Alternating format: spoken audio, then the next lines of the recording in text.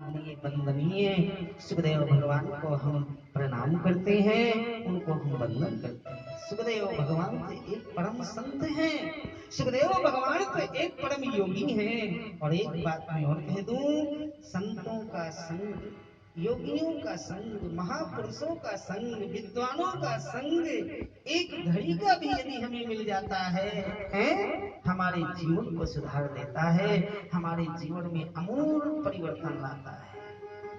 संत का सानिध्य हमारे जीवन को संवार देता है।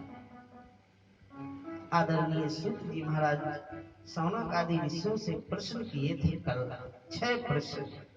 उन 6 प्रश्नों का उत्तर, पहला प्रश्न ये था कि मनुष्य का धर्म क्या है, मानव का धर्म क्या है।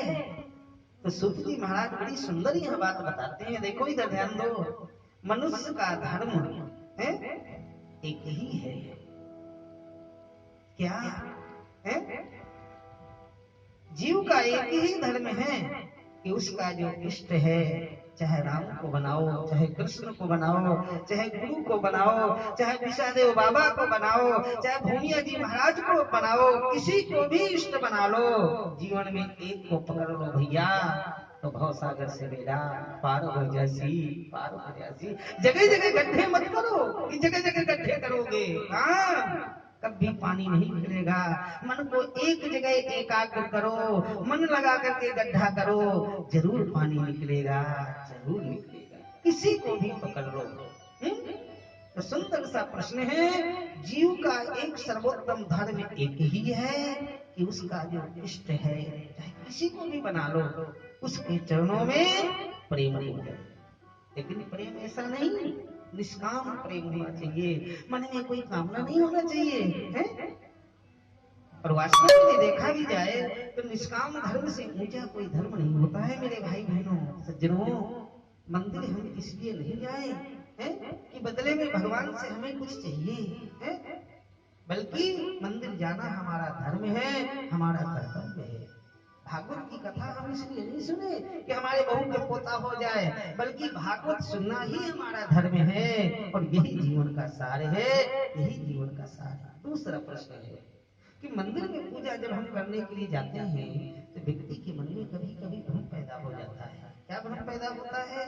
सूत जी बड़ी सुंदर बात कहते हैं, देखिए मैं विरोध नहीं करता, निंदा किसी की नहीं करना है, पूजा सबकी करो, निंदा कभी किसी की मत करो, लेकिन पूजा सबकी करो, छोड़ो किसी को मत।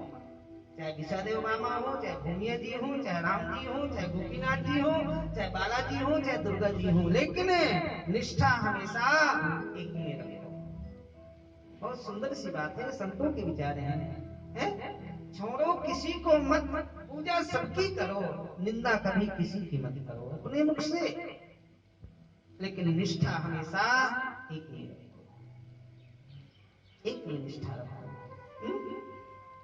और ध्यान से इधर देखो मेरी तरफ, यथा तरुणमूल निषेचनेन तस्कंद भुजोपशाखा, पेड़ जैसे नीचे से एक है, ऊपर जाएगा कितनी डालियां उसमें होंगी, सैकड़ों पत्ते होंगे, करोड़ों फूल होंगे, लाखों फल उसमें लगते हैं, लेकिन नीचे से वो जो है वो एक है। इसलिए मैं ये बताना चाहता हूं कि दुनिया में जितने भी देवी हैं, दुनिया में जितने भी देवता हैं, उन सबका जो मूल है वो एक है। यमुना में, गंगा में, नदी में यदि पार करना है,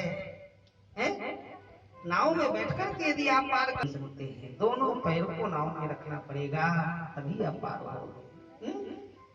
एक बार इधर देखो, भगवान श्री कृष्ण अर्जुन को गीता में कहते हैं, अर्जुन एक बार मेरी तरफ देख। बोले हाँ भगवान बोलो, है? बोले अनन्यश्चिन्तयन्तो मां ये जनाः पर्युपासते तेषां नित्यभियुक्तानां योगक्षेमं वहाम्यहम्। यानी अनन्यता से, भाव से, प्रेम से, श्रद्धा से मुझको भजो, है? उसी का बेड़ा पार है। एक साधे सब सधे और सब साधे सब जाने। जीवन में एक की साधना कर लो मेरे भाई बहनों, किसी को भी पकड़ लो और जिसकी उंगली तुम पकड़ लोगे मजबूत पकड़ लो और भवसागर से बेड़ा पार हो जाएगा, भवसागर से बेड़ा पार हो जाएगा। जैसे हमारे ब्रज के ब्रजवासी वाले क्या पढ़े लिखे थे वो, लेकिन भगवान से प्रेम किए, भगवान को अपना मित्र माने और भगवान को वो मजबूत पकड़ लिए। उनका बेड़ा भवसागर से पार हो गया, उनका बेड़ा भवसागर से पार हो गया।